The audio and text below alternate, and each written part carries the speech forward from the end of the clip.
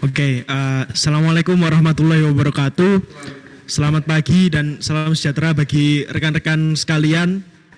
Pada kesempatan kali ini kita akan membahas sedikit materi ya, perihal pengembangan diri yang akan disampaikan oleh Mas Kevin Febrinda. Sebelumnya mohon maaf, izinkan saya perkenalan terlebih dahulu. Nama saya Gilang Ramadhani, JTIF Angkatan 19.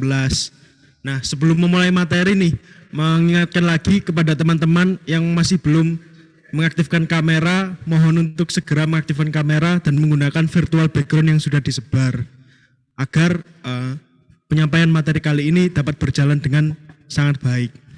Oke, mungkin langsung saja. Monggo Mas Kevin, mungkin bisa perkenalan terlebih dahulu. Oke, terima kasih ya Mas Gilang. Assalamualaikum warahmatullahi wabarakatuh. Selamat pagi teman-teman. Perkenalkan, nama lengkap saya Kevin Febrinda Diksar Fahmi Putra. Sedikit panjang, bisa dipanggil Kevin seperti itu. Cuma nanti kalau misal sudah offline, kemungkinan nama saya sudah ganti. Seperti itu. Singkat di teknik S1 teknik yang alhamdulillah sudah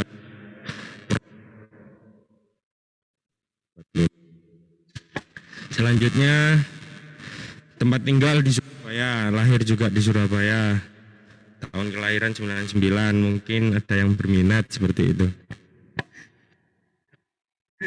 Enggak guyon. Oke, siap Mas. Lanjut. Singkat aja seperti itu, teman-teman. Saya juga pernah berproses di HIMTI di tahun 2018 sebagai staf muda di anggota PSDM, terus di 2009 sebagai kadep PSDM, dan di 2020 alhamdulillah diberi amanah untuk memegang Wakil Ketua BMFT 2020, dan sekarang sudah pensiun lah istilahnya. Kalau sebelah saya ini masih banyak kegiatannya. Iya. Lanjut. Ya, luar biasa. Ini bisa langsung ke materi? Iya, monggo Mas. Oke, teman-teman, di sini saya sedikit menampilkan PPT ya teman-teman. Nanti bisa tolong di ambil poin-poinnya saja, karena pengembangan diri ini itu hanya sebuah materi yang dimana untuk memancing kalian untuk lebih ke depannya lagi, lebih baik lagi sebetulnya, karena setiap individu masing-masing memiliki cara untuk berkembangnya masing-masing, entah dari pola komunikasi, entah dari pola pikir, atau dari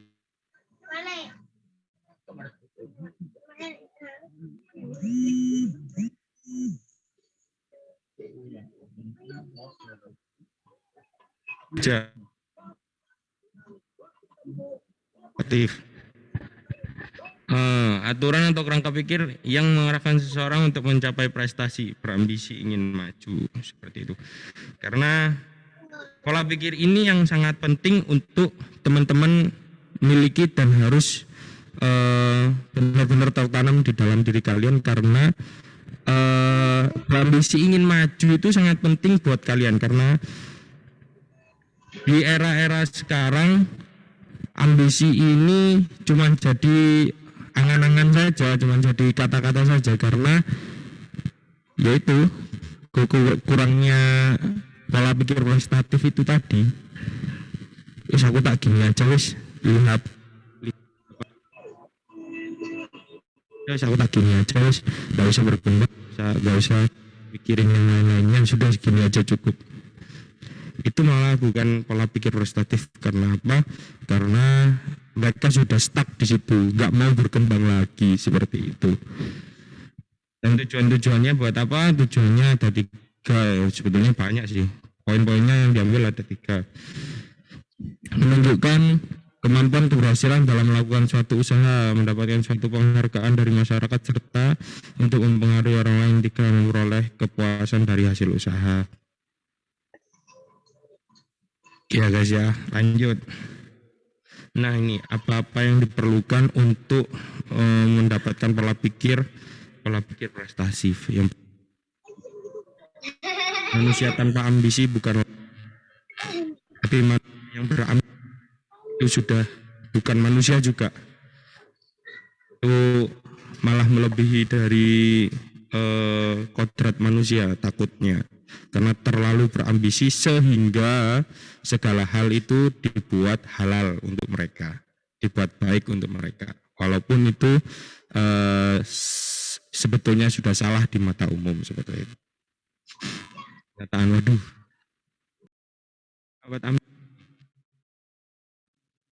kitanya seperti adanya dan hambatan terhadap ambisi kalian, itu juga harus tahu. Usaha kegiatan untuk mencapai suatu maksud, bener ambisi, bener pengen ya, wah ini anak nih, tapi kok apa namanya itu, tapi kalian cuman bilang wah cantik nih ya, apa ya, apa aku pengen sih deket sama dia, cuman bilang, cuman ngomong doang, tapi nggak mau berusaha nyari IG-nya, nyari IG-nya, DM kayak gitu.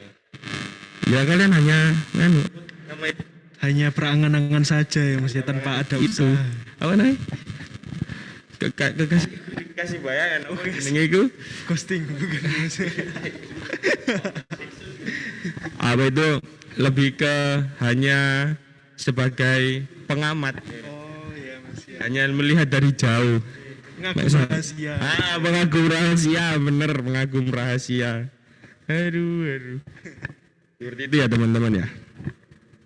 Lanjut. Kita jelaskan satu-satu nanti. Ambisi. Dibutuhkannya motivasi yang kuat dari diri sendiri dan lingkungan untuk meroleh sesuatu, maka ambisi mudah tercapai. Oke, benar. Jadi ambisi perlu adanya motivasi. Yang pertama, motivasi yang sebagaimana itu ada banyak hal, entah dari diri sendiri dan lingkungan untuk memperoleh sesuatu. Itu paling penting, motivasi. Contoh-contoh, ada contoh-contohnya itu. Ingin punya penghasilan sendiri di umur 20 tahun. Lulus kuliah 3,5 tahun, memiliki startup sendiri. Itu adalah ambisi. Karena apa? Kalian sering termotivasi, misal punya keluarga terdekat yang umur muda tapi sudah menjadi pengusaha muda. Atau senior-senior kalian yang sudah lulus 3,5 tahun.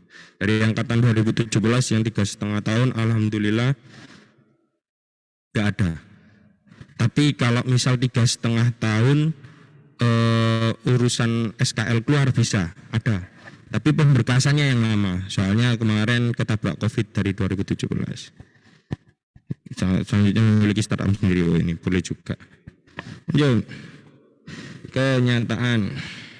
Kenyataan yang ada wajib diperkirakan untuk melihat tingkat keberhasilan dan ambisi yang ingin dicapai.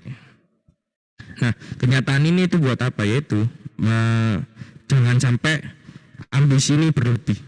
Kalian harus tahu mana batasannya, karena kenyataan yang ada di hidup itu ada yang baik, ada yang buruk, ada yang negatif maupun positif, seperti itu.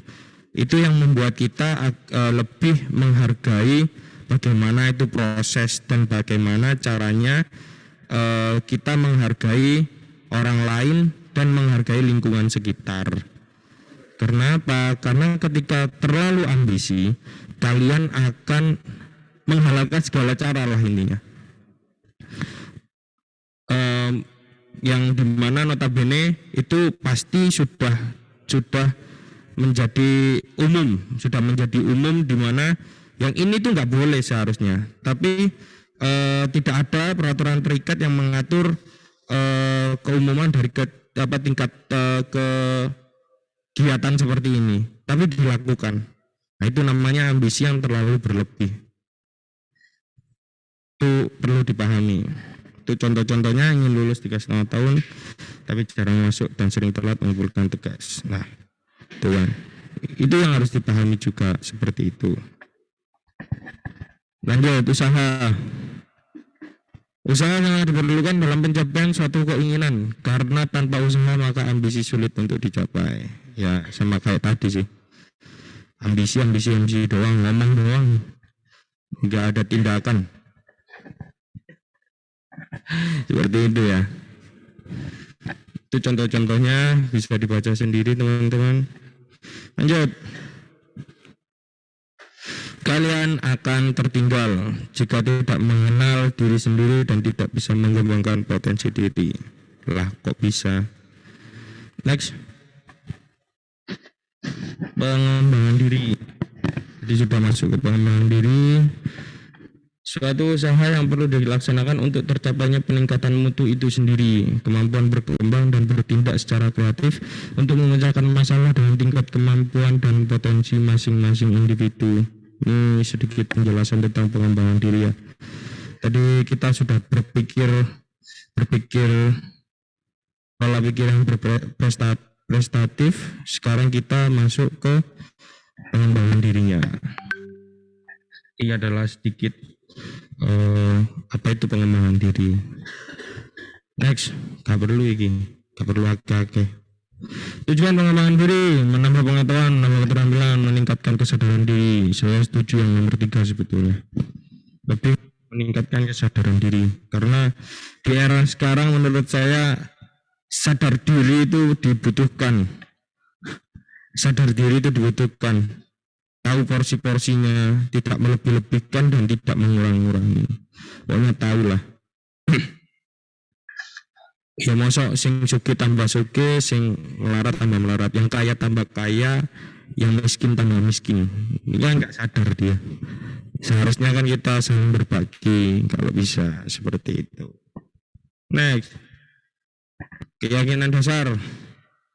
3 keyakinan dasar. Mau berubah, harus berubah, dapat berubah.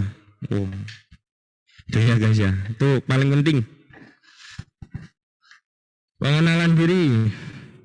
Listen 1. Dengan cara bagaimana akan memanfaatkan kelebihan saya. Dengan cara bagaimana kekurangan dapat diatasi. Peluang apa saja yang dapat digunakan untuk memanfaatkan kelebihan dan mengatasi kekurangan. Hambatan apa yang akan dijumpai dalam memanfaatkan kelebihan dan mengatasi kekurangan. Ini adalah pertanyaan-pertanyaan yang bisa memotivasi dirimu dan mengetahui bagaimana realita kalian, potensi kalian dalam diri kalian. Next. Nah, sikap terhadap kekurangan. Walaupun kekurangan kita juga harus bersikap. Karena apa? Di setiap isi bumi ini pasti ada lebih dan kurangnya. Dan bagaimana cara kita untuk menyikapi kekurangan itu. Oke ya, fokuskan pada kelebihan bukan kekurangan, pokoknya itu ya. Ya, lanjut. Next, ada pengendalian waktu. Pengendalian waktu ini mendesak atau penting? Mendesak sampai penting, mendesak tidak penting, tidak penting tidak mendesak, penting tidak mendesak. Si penunda pekerjaan, si overthinking mendahului masalah kecil, si menyia-nyiakan waktu, si prioritas. Ini siapa nih? Kalian yang di mana? Kuadran 1, 2, 3, 4 mencar. Kalian yang di mana? Itu perlu diketahui juga buat mengetahui bagaimana Anda. Next. Kesimpulannya nih. Pengembangan diri ialah terkait dengan pemanfaatan waktu sebaik-baiknya. Sifat waktu adalah tidak dapat kembali, cepat berlalu, dan momen belum tentu berulang. Dan momen yang baik tidak bisa dihapus. Apa sih? Pokoknya intinya seperti itu. Pengembangan diri memang juga butuh waktu, guys. Pengembangan diri juga butuh waktu karena butuh proses. Yang kita sampaikan tadi pola pikir prestatif, Terus habis gitu ada bagaimana mendapatkan pola pikir prestatif seperti ambisi, kenyataan, dan usaha. Dan ada lagi pengembangan diri, tujuannya pengembangan diri dan pengenalan diri, bagaimana dirimu sendiri, sikap terhadap kekurangan, dan yang terakhir kan pengendalian waktu. Jadi pengembangan diri ini penting banget, intinya itu di waktu. Karena semua orang berubah dan berproses butuh waktu seperti itu. Gak bisa langsung, wah kamu harus lebih baik berpikir Power Ranger. Bisa langsung berubah dalam hitungan detik. Hanya seperjuta orang yang bisa seperti itu. Iya guys ya. Lanjutnya ada keterampilan komunikasi. Jadi dalam kehidupan yang paling penting adalah komunikasi. Komunikasi itu paling penting. Dimana komunikasi ini harus bisa benar-benar dijalankan, harus bisa benar-benar dipahami, harus bisa benar-benar masuk lah istilahnya. Karena apa? Manusia makhluk sosial, lalu manusia tanpa komunikasi itu nggak bisa apa-apa. Meskipun hanya lewat benda, lewat kentongan misalnya, tapi kan itu adalah komunikasi untuk memberitahukan bahaya atau ada kegiatan di suatu tempat seperti itu. Dan komunikasi itu yang paling penting. Terus sekilas tentang, ini bisa dibaca di BPT, sekilas tentang komunikasi itu apa. Di pertukaran individu. Komunikasi itu penting teman-teman. Benar Mas Gilang. Ya, komunikasi itu penting. Sangat benar sekali Mas. Apalagi karena komunikasi ini kan juga dua arah ya Mas. Nah seperti itu. Ya. Komunikasi itu penting karena yang setia itu bakal kalah dengan yang selalu ada.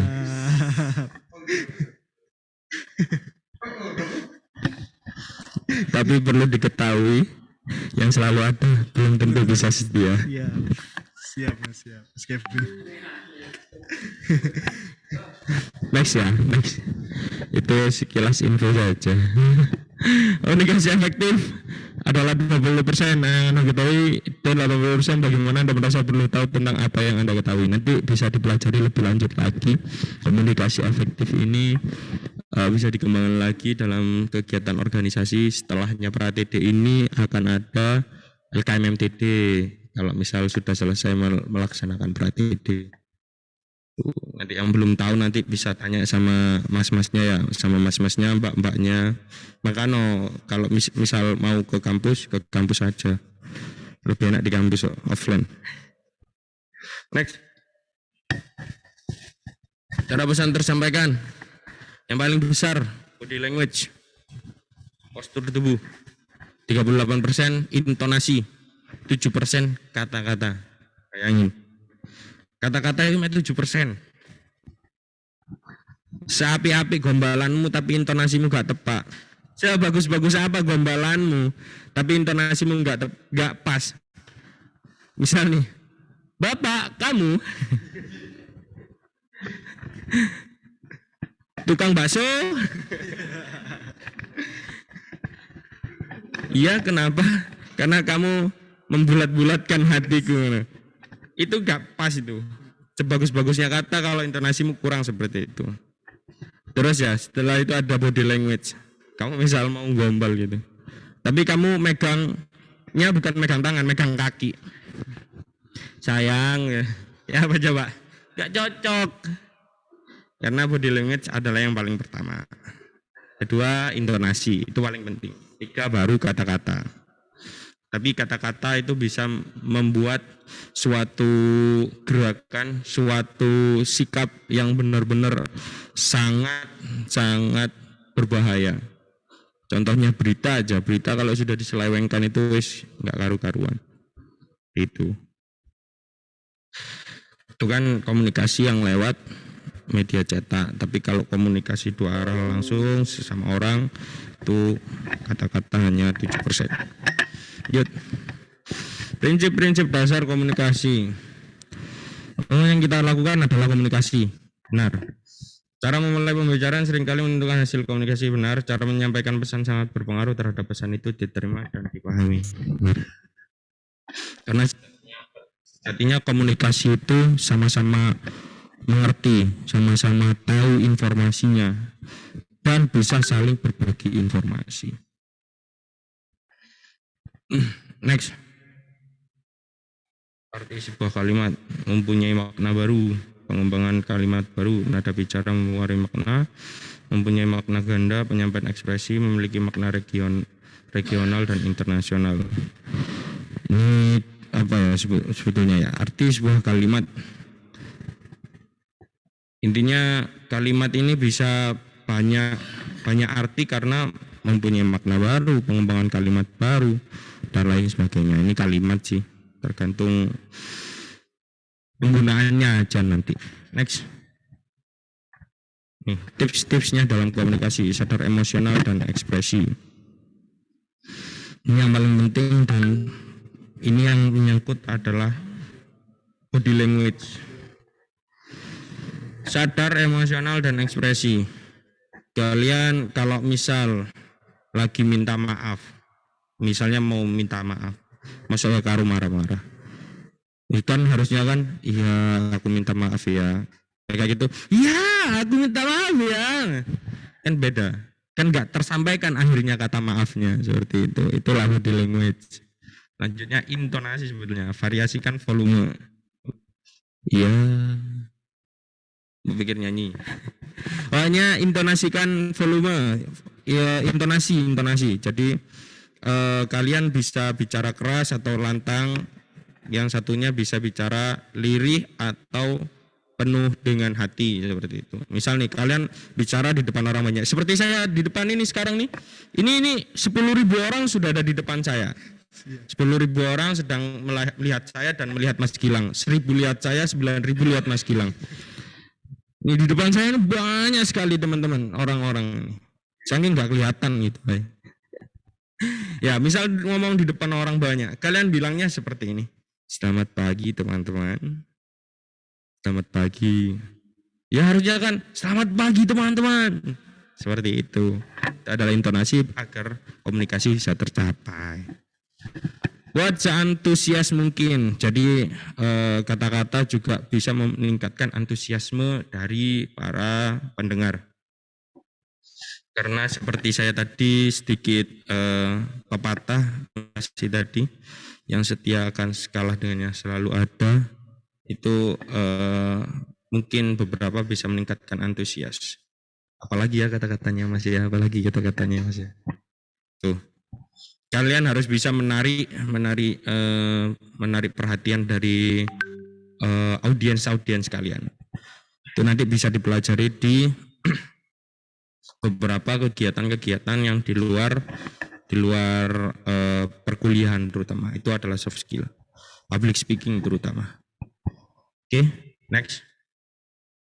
Gestur tubuh seperti yang tadi ya. Waspadai gerakan tubuh yang berlebihan karena akan memberi dampak pada audiens. Ya, masuk ngomong, misal nih saya saat ini ngobrol, parkour lah. Kurang sesuai ya, Mas. Iya, kurang sesuai seperti itu. Seperti itu ya teman-teman. Ya, gestur tubuhnya ya ditepakkan, dipaskan seperti itu. Tatap mata lawan bicara, benar. Ini yang paling penting. Tatap mata lawan bicara. Karena alangkah sopannya kita bila diajak bicara itu menatap mata yang berbicara, tapi penuh dengan sopan, jangan penuh dengan amarah. Kalian kalau dibilangi dosen, kalau dibilangi orang tua tapi matanya melotot gini, jangan. Tapi tetap tatap mata tapi jangan melotot, tatap aja. Terutama ketika laki-laki menatap mata perempuan.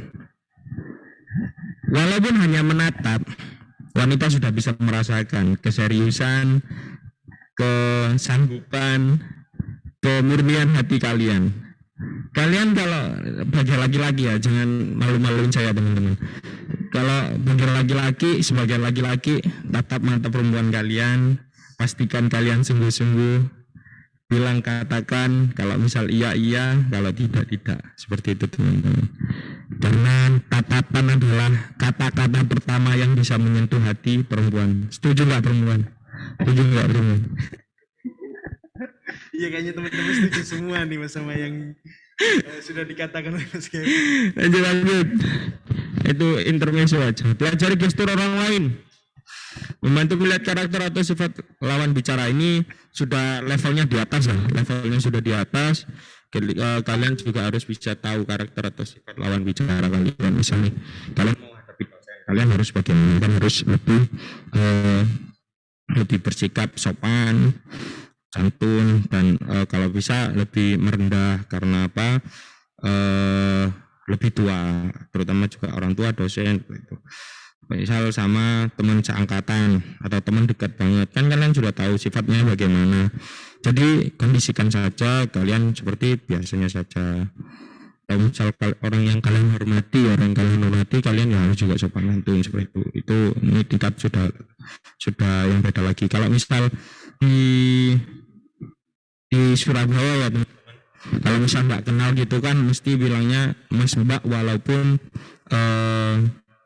kita sudah tahu kalau dia sudah di bawah kita seperti itu. Karena ajeni, kalau istilahnya orang Jawa ajeni, menghormati.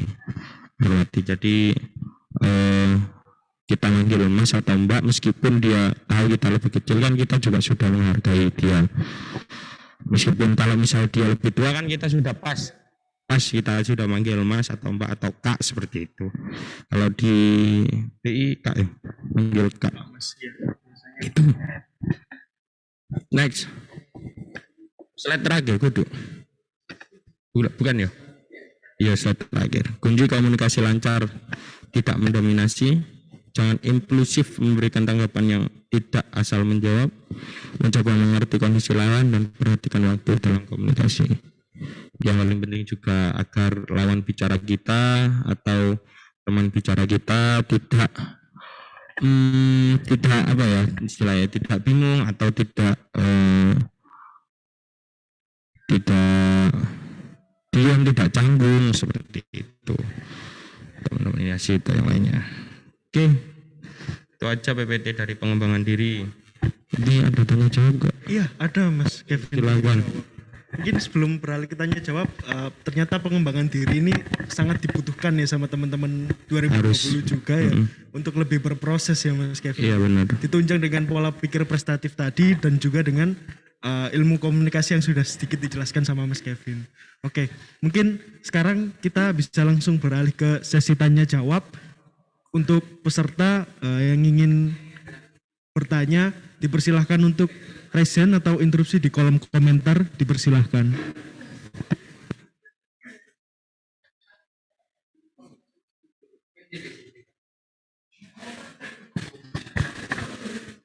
Ya, teman-teman silakan, monggo. Ya, dimanfaatkan rekan-rekan sekalian. Ada pemateri yang sangat luar biasa di sini, ada Mas Kevin. Pernah menjabat sebagai wakil ketua BEM, pastinya ilmunya sudah sangat banyak. Memakan asam garam di organisasi ya rekan-rekan juga sekalian. Jadi jangan sia-siakan kesempatan kali ini. Silahkan tanya sedetail-detailnya kepada Mas Kevin. Oke Mas Kevin, sepertinya sudah ada pertanyaan dari Kartika Mega. Ya, dipersilahkan untuk on mic. Oke, assalamualaikum warahmatullahi wabarakatuh untuk kakak-kakak. Terima kasih sudah mempersilahkan saya untuk bertanya. Ini lebih seperti untuk tambahan untuk diri saya sendiri. Kan bisa diketahui untuk teman-teman angkatan 2020 kan selama 3 semester ini kan online. Jadi pas pertama kali kita bertemu itu kemungkinan ada kayak batas canggung lah untuk berkomunikasi. Nah, seperti yang pernah saya alami pertama kali bertemu dengan teman-teman sekelas, saya itu masih bingung cara bagaimana mengenal kondisi atau kepribadian teman-teman, soalnya selama ini kan online gitu kan ya. Jadi apakah ada tips gitu biar mungkin pas kami bertemu bisa komunikasinya itu bisa langsung terus menerus dan tidak bakal kayak canggung, soalnya seperti kalau semuanya kita bertanya kabar atau bertanya tentang tugas pasti bakal ada suatu saat atau suatu waktu itu bakal diem lama gitu. Jadi itu kayak agak mungkin nggak enak, nggak nyaman gitu pas bertemu lama gitu.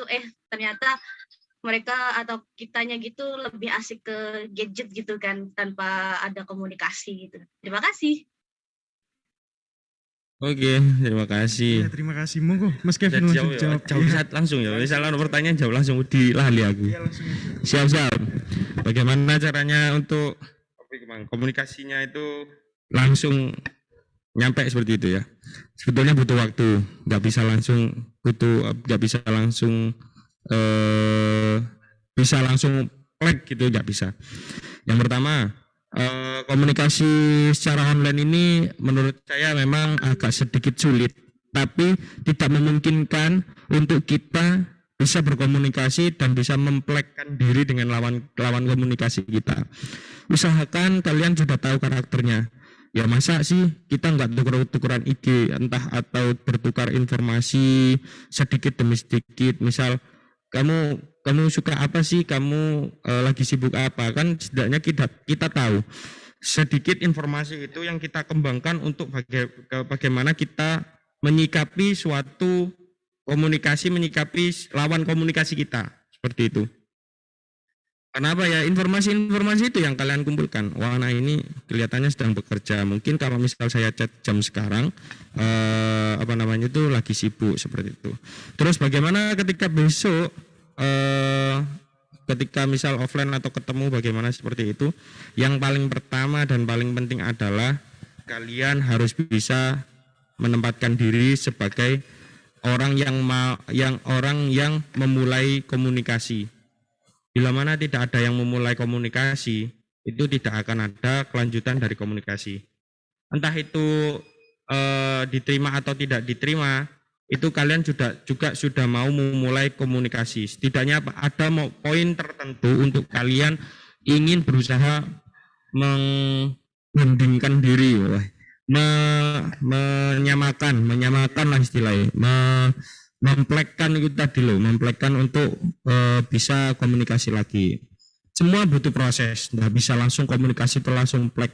Kalau bukan benar-benar teman dari lama, nggak akan mungkin. Ketika ketemu orang baru itu pasti butuh proses, pasti butuh tahapan-tahapannya seperti itu. Sudah yang dijelaskan seperti tadi, tapi tetap berusaha untuk memulai komunikasi dengan baik dan sopan, dengan niat yang baik terutama. Kalau misal niatnya sudah buruk, pasti komunikasinya bakal buruk, seperti itu. Oke, terjawab. Siapa itu tadi? Kartika Mega. Terima kasih Kak, sudah terjawab sudah pertanyaan saya. Oke. Terima kasih Kartika Mega, pertanyaan yang luar biasa dan juga jawaban yang sangat luar biasa dari Mas Kevin. Langsung ada lagi penanya atas nama Ahmad Fikri, dipersilahkan untuk on mic dan menyampaikan pertanyaannya. Ya, Assalamualaikum warahmatullahi wabarakatuh. Selamat pagi ke semua. Waalaikumsalam warahmatullahi wabarakatuh. Ya, sebelumnya izinkan saya memperkenalkan diri. Nama saya Ahmad Fikri Husaini dari kelompok 1 Debian. Saya tadi tertarik sama pembahasan yang disampaikan oleh Mas Kevin mengenai kontak mata lah gitu sama lawan bicara secara langsung. Nah, yang ingin saya tanyakan adalah seringkali yang terjadi ketika saya berkomunikasi secara langsung dua arah gitu, seringkali saya atau lawan bicara saya itu ketika kami tatapan, sebenarnya kan lebih bagus gitu Mas ya. Tapi terkadang tuh ketika kita tatapan terus kita tuh seringkali kayak refleks langsung membelokkan pandangan gitu. Apakah itu termasuk sikap yang jelek gitu Mas? Itu pertanyaan saya. Terima kasih Mas. Oke.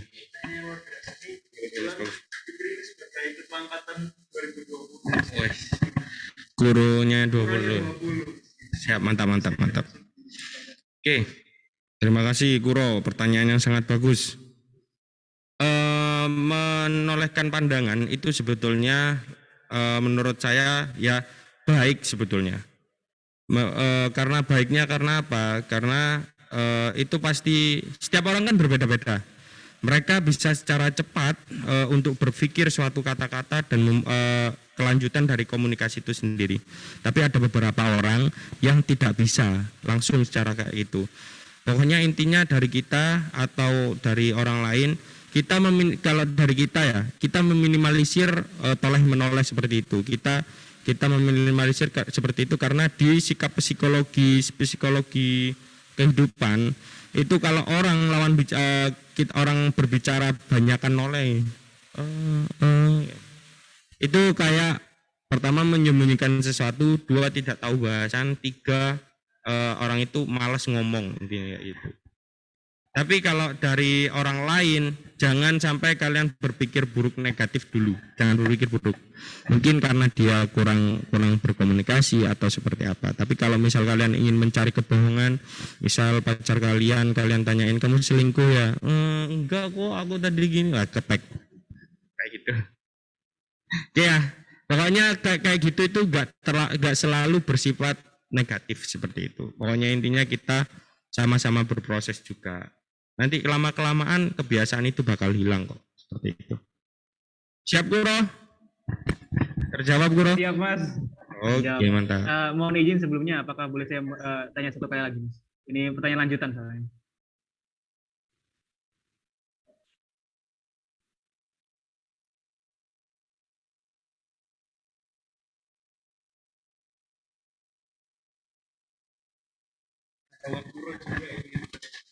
Siap, mantap. Ya, terima kasih Mas Nyanjana. Perkenalkan, nama saya Rizky dari kelompok Kaldera. Saya mau bertanya, semisal kita dalam kayak ada acara dadakan dan kita tiba-tiba diminta untuk bicara di depan umum dan seseorang yang ingin kita sampaikan informasinya atau audiensnya itu punya kedudukan lebih tinggi dari kita. Semisal kalau kita berbicara di depan para dosen, misal waktu sedang presentasi atau gimana menangani rasa gugup di depan banyak orang yang kedudukannya lebih tinggi dari kita itu gimana? Terima kasih. Oke, terima kasih. Pertanyaan yang sangat mantap ini. Luar biasa sekali. Mengurangi rasa nervous ya? Iya, mengurangi rasa Nervous kurang percaya diri di muka umum. Pertama kali saya disuruh pidato sebagai Wakabem FT di depan orang banyak. Kalian tahu saya bikin kata-kata hampir 2 minggu sebelum acara. Wah, benar-benar grogi wis. Kata-kata ini saya coba di depan kaca, saya coba bicara dengan satu orang yang benar-benar dekat sama saya. Terus habis itu di 5 orang yang dekat sama saya. Tapi tetap di hari H itu nggak pede. Orangnya banyak. Oh, wis gak usah jadi Wakabem wis, jadi korlapnya PKKM BFT pas kemarin. Terus bingung wis, bagaimana cara membawa massa, bagaimana cara ngomong di depan, bawa kalimat, gestur tubuh, intonasi itu banyak yang dipikir. Gitu. Bagaimana cara mengatasinya? Lawan. Coba. Ketika kalian nggak mau melawan rasa takut kalian nggak akan bisa. Tapi pasti ketika kalian sudah satu kali momen kalian sudah kepedean kalian datang, kedepannya jangan ragukan. Kalian akan ingin berani terus-terusan ngomong di depan. Saya yakin itu beneran. Kalau sudah dapat momen pede itu, wah lawan aja wis, kepedean nggak pede itu lawan aja wis. Saya siap, saya berani. Bismillahirrahmanirrahim. Saya memulai dengan niat yang baik. Plek. Wis, aman. Oke, seperti itu ya. Jadi singkat, padat dan jelas. intinya kita harus terus mencoba ya Mas. Benar. Terus percaya diri. Benar. Sama usaha-usaha yang sudah kita lakukan ya. Benar. Kurang lebih seperti itu. Rizky, apakah sudah terjawab pertanyaannya? Ya, terima kasih Mas Kevin sama Mas Gila. Oke, sama-sama. Mungkin bisa lanjut ke pertanyaan berikutnya. Selanjutnya ini ada Ahmad Zahin ya. Atas nama Ahmad Zahin dipersilahkan untuk on mic. Baik, terima kasih atas kesempatannya. Saya Ahmad Zain Altor dari kelompok Slackbear. Saya akan bertanya, seringkali pada saat kita memiliki ambisi, usaha-usaha kita sudah sesuai dengan apa yang kita jalankan untuk meraih ambisi tersebut. Nah, bagaimana apabila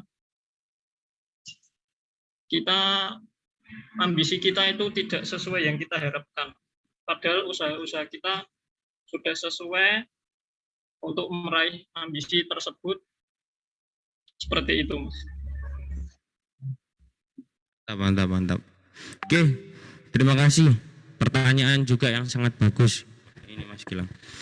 Menurut saya selama saya hidup, perjuangan itu tidak akan pernah berakhir sampai benar-benar kita sudah mati sebetulnya. Sampai benar-benar kita sudah nggak ada nyawa. Itu perjuangan. Karena sejatinya berjuang dengan harapan itu pasti ada sakitnya juga. Seperti itu. Kita sudah menjalankan sesuai dengan ini. Tapi banyak faktor di dalamnya yang membuat kita berpikir kita tidak bisa mencapai tujuan-tujuan tersebut dan ambisi-ambisi tersebut, misal gitu ya. Jangan menyerah intinya. Ambil hikmahnya, cari cara lain, coba lagi. Ambil jalan lain, coba lagi, usahakan lagi.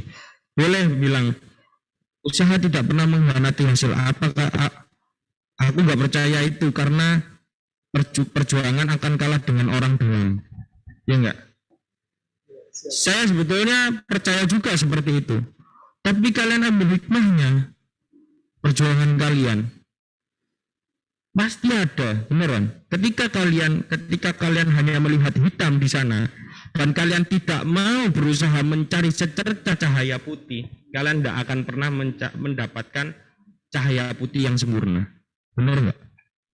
Intinya itu berusaha terus menerus sampai kalian sudah mati, sampai kalian sudah disuruh kembali. Seperti itu. Jangan pernah capek untuk berjuang. Oke ya, seperti itu. Terjawab? Baik, terima kasih atas jawabannya. Oke, terima kasih Ahmad Oke, Zahid. terima kasih. Oke, mungkin langsung ke pertanyaan terakhir ya, rekan-rekan sekalian di sesi hari ini, karena kan kita memiliki keterbatasan waktu. Langsung saja kepada Nadia Nazila, dipersilakan untuk on cam dan on mic. Perkenalkan, nama saya Nadia Nazila Ramadina dari kelompok Min. Di sini saya akan bertanya mengenai dari hal yang dibahas dalam materi ini. Itu kan dalam ambisi memerlukan 3 aspek, yaitu ambisi, kenyataan, dan usaha. Lalu bagaimana jika sudah berambisi dan usaha, akan tetapi tidak memenuhi kenyataan? Terima kasih.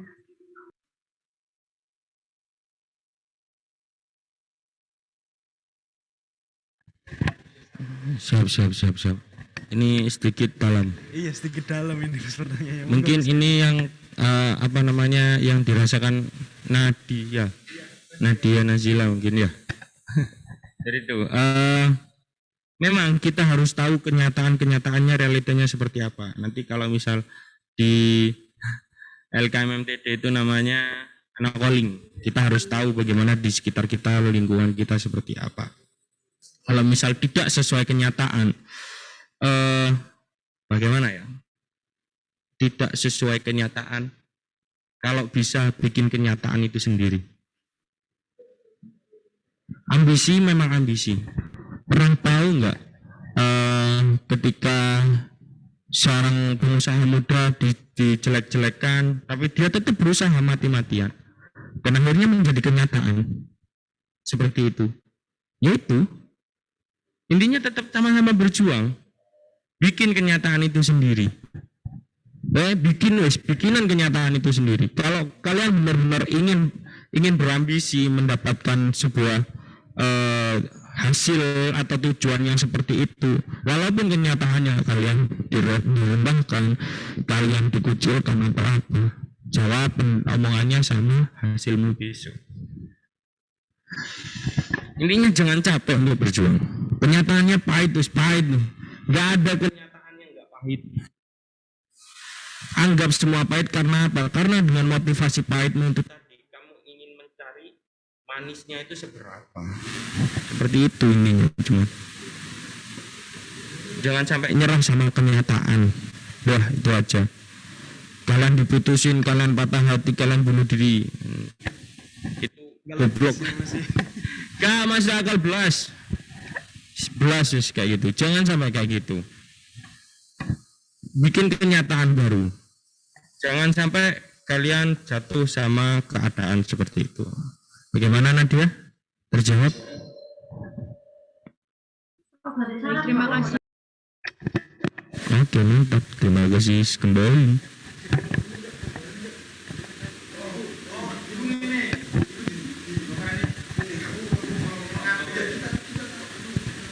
Oh iya, melihat animo yang sangat-sangat luar biasa ya dari rekan-rekan sekalian, mungkin dari panitia ada extend buat waktu ya. Tadi juga ada sempat yang resen tercatat oleh panitia atas nama Mas Wadafa.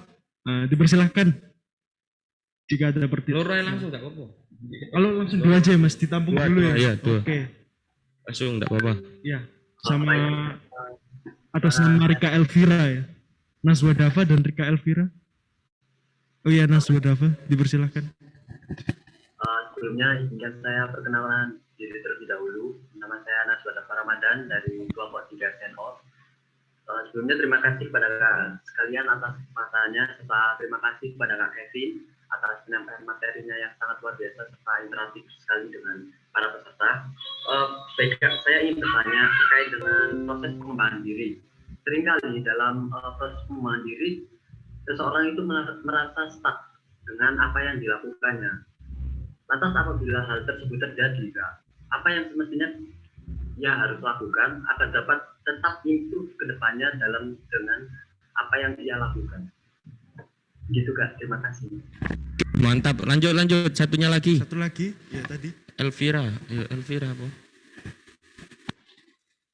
Cek apa suara saya sudah masuk? Ya, sudah masuk. Ya, sebelumnya perkenalkan, nama saya Rica Elvira Ningtyas dari kelompok 4 Ubuntu. Terima kasih sebelumnya kepada panitia yang sudah memberikan saya kesempatan untuk bertanya, dan terima kasih juga kepada Kak Kevin selaku pemateri. Di sini saya ingin bertanya, dan mohon maaf jika pertanyaannya ini sedikit melebar. Nah, pertanyaan saya itu begini, komunikasi itu kan erat kaitannya dengan personal branding.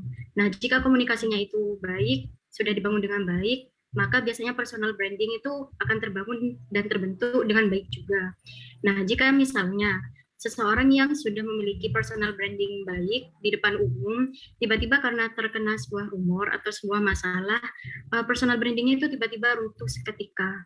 Nah, kira-kira solusinya itu bagaimana untuk orang ini tuh membangun kembali personal brandingnya, mengingat di Indonesia sendiri ketika seseorang terkena rumor, baik dia secara di real life ataupun di sosial media, karena banyaknya cercaan dan hujatan, itu nantinya personal brandingnya itu akan semakin runtuh lagi, padahal ia juga mau membangun untuk memperbaiki itu. Solusinya bagaimana?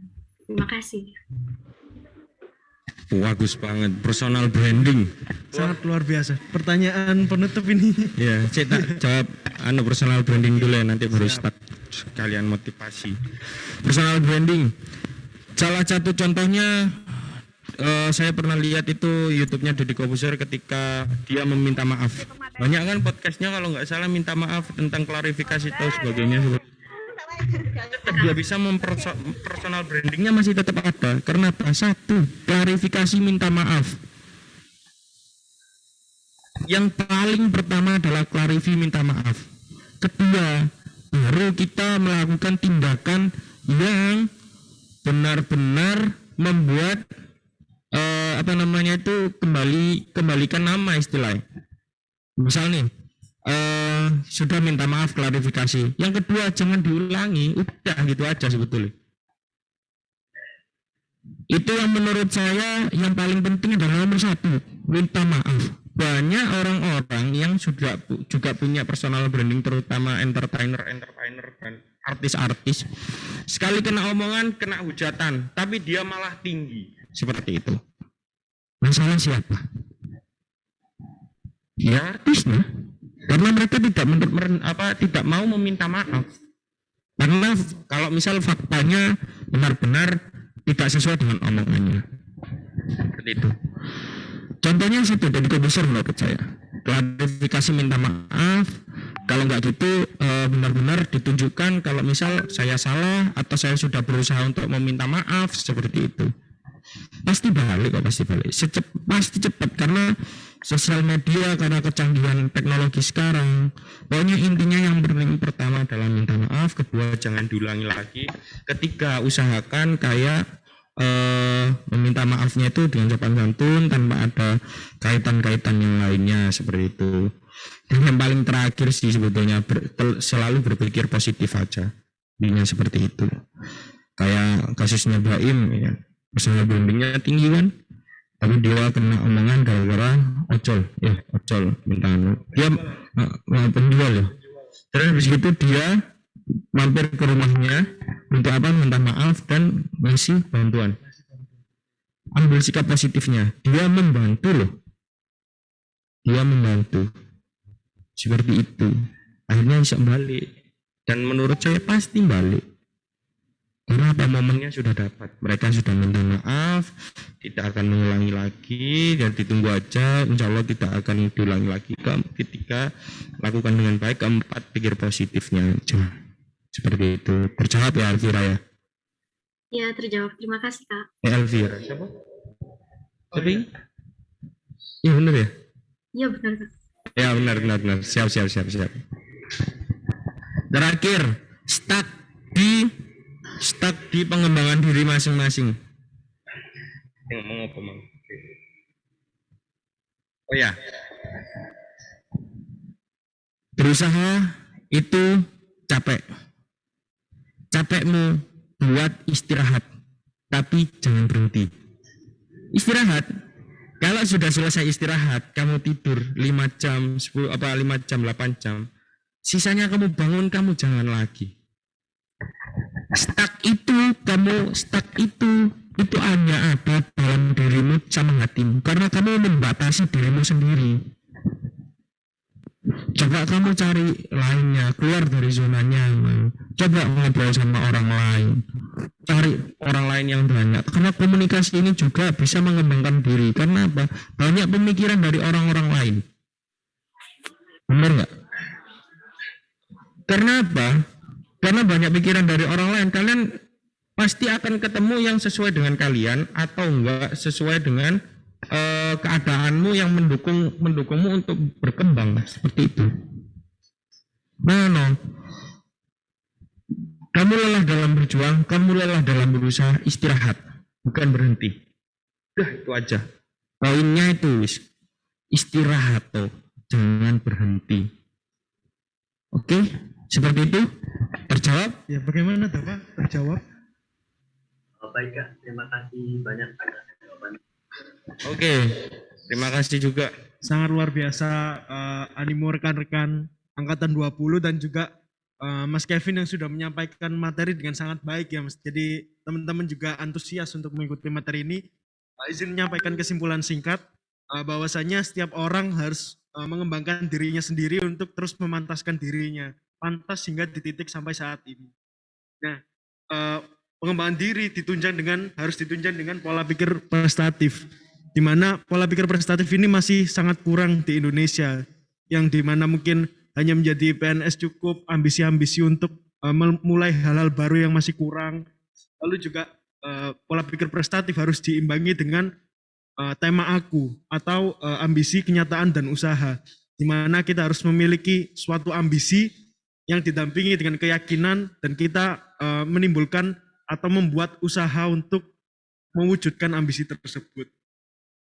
Nah, lalu juga untuk berkomunikasi, kita harus tahu cara berkomunikasi secara efektif, yakni dengan menerapkan 54% body language, 38% intonasi, dan 7% dari kata atau kalimat yang disampaikan. Nah, untuk tips komunikasi sendiri kita juga harus sadar emosional, sadar ekspresi, lalu kita juga memperhatikan intonasi dan juga antusias dari lawan bicara. Mungkin sekian kesimpulan yang dapat saya simpulkan dari materi Mas Kevin. Terima kasih sebelumnya Mas Kevin sudah menyempatkan waktunya. Terima kasih juga ya, Mas siap, Gilang. Siap. Oke, barangkali ada kata-kata Mas Kevin terakhir untuk pesan-pesan untuk teman-teman angkatan 20. Mas Kevin barangkali. Tetap semangat teman-teman angkatan 2020, meskipun online, ikuti seluruh kegiatan yang ada di himpunan. Karena apa? Kalian juga bagian dari himpunan. Kalian adalah warga baru yang keluarga baru yang ingin yang datang di jurusan Teknik Informatika UNESA. Kalian yang masih sedikit awam dengan apa itu Teknik Informatika, apa itu Himpunan Mahasiswa Teknik Informatika, ikuti seluruh kegiatannya. Jangan sampai diem-dieman. Terus kalian juga punya mbak panitia LKM Pratd, mas mbak yang dari pengadilan juga kemarin ya, Emiliorer. Itu juga buka komunikasinya, tanyakan yang banyak. Kalau misal ada pertanyaan lagi bisa DM IG saya aja. Di follow ya IG saya. Kalau misal ada pertanyaan atau apa, misal mau ketemuan atau apa, bisa kok, santai ya. Saya di Surabaya, stay di Surabaya. Jadi IG saya Kevin Febrinda. Bisa dicari, jangan lupa di follow ya. Siap. Terus habis itu yang terakhir, tetap semangat angkatan 2020, ikuti seluruh prosesnya, ikuti seluruh alurnya, jangan sampai kalian tidak mengikuti seluruh alurnya, berproses bersama, dan semoga bisa menjadi keluarga besar Teknik Informatika angkatan 2020 yang bisa membanggakan nama Teknik Informatika UNESA dan bisa membanggakan UNESA juga. Saya tunggu kedatangan kalian teman-teman, saya tunggu proses kalian, saya tunggu prestasi kalian, dan bikin bangga saya dan alma mater Anda sendiri, alma mater Universitas Negeri Surabaya. Terima kasih. Sekali lagi terima kasih Mas Kevin. Barangkali Sama-sama. mau membakar semangat dari teman-teman lewat jargon, monggo Mas. Apa jargon nih? Iya. Apa jargon nih? TI Bravo Mas. Ya. Online ya? Ya, mungkin dari teman-teman bisa on cam dulu dan on mic ya. Kita akan jargon dipimpin oleh sosok yang sangat luar biasa, mantan wakil ketua BEM Fakultas Teknik. Ya, sekali lagi rekan-rekan monggo untuk menyalakan kamera dan menyalakan mic-nya terlebih dahulu. Kita jargon, kita bakar semangat kita di pagi ini. Masih banyak rangkaian acara, jangan sampai semangat dari rekan-rekan sekalian turun. Sekali lagi dipersilahkan untuk menyalakan kamera dan menyalakan mikrofonnya. Dipersilahkan. Saya kira ada jargon tambahan. Ternyata jargon TI. Oh, bisa kalau jargon TI saya. Oh siap. Lamarnya gak jargon offline rek, enak ya sama ini. Iya, teman-teman mungkin on mic dulu ya semuanya ya. Dinyalakan dulu mic-nya. Semua, keseluruhan, seluruh peserta dipersilakan untuk on mic. Halo. Ya teman-teman, bisa dinyalakan dulu mikrofonnya. Oke, satu-satu, oke. Semua ya, teman-teman semuanya nyalakan mikrofon dahulu. Momen langka nih, kita dipimpin jargon oleh senior sekelas Mas.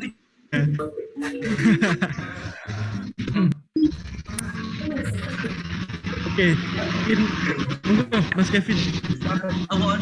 Sebenarnya tangannya di sini ya, di depan sini. Semuanya kumpul.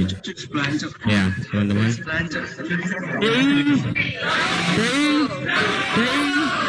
Informatika.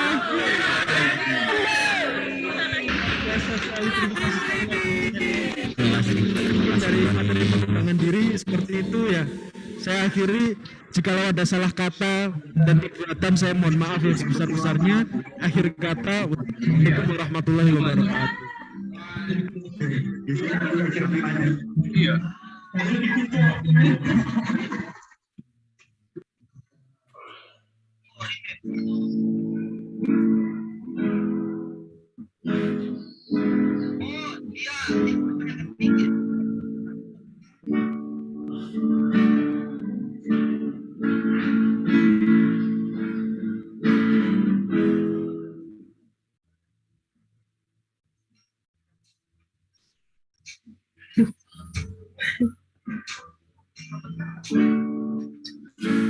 Ngetrol lagi, guys.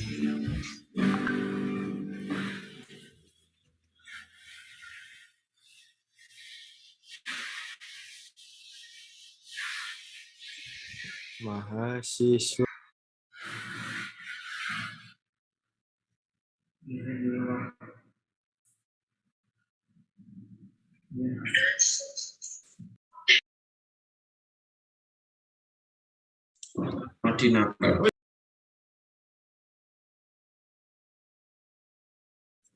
Mahasiswa.